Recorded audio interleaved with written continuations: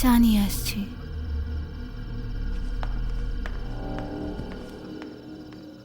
শোনো, আমি চা খাই না, তুমি তো জানোই। তাও যদি আমাকে চা খেতেই হয় তাহলে আমি রাস্তাতে চা খেয়ে নেব। সঞ্জয় প্লিজ, আমাকে আপসেট করো না।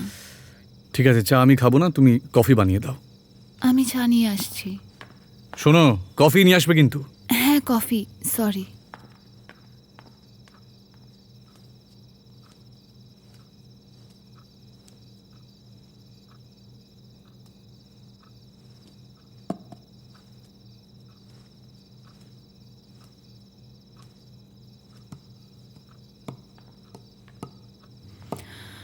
সঞ্জয়, হ্যাঁ, কফি হয়ে গেছে?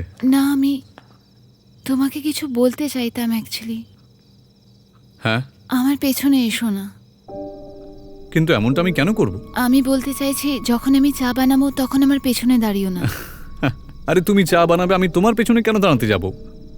কেউ কেউ এরকম করে, তাই ঠিক না? আছে, তুমি যাও, আমি এখানেই আছি। আমি আরো কিছু বলতে চাই তোমাকে।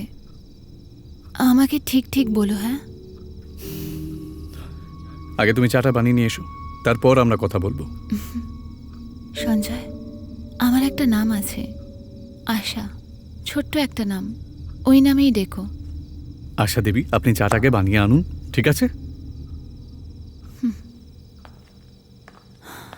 বুঝতে পারছি না কি করবো। এমন অ্যাটিটিউড দেখাচ্ছে যেন মনে হচ্ছে কোথাকার কোনো মিস ইন্ডিয়া। বিয়েটা একবার হয়ে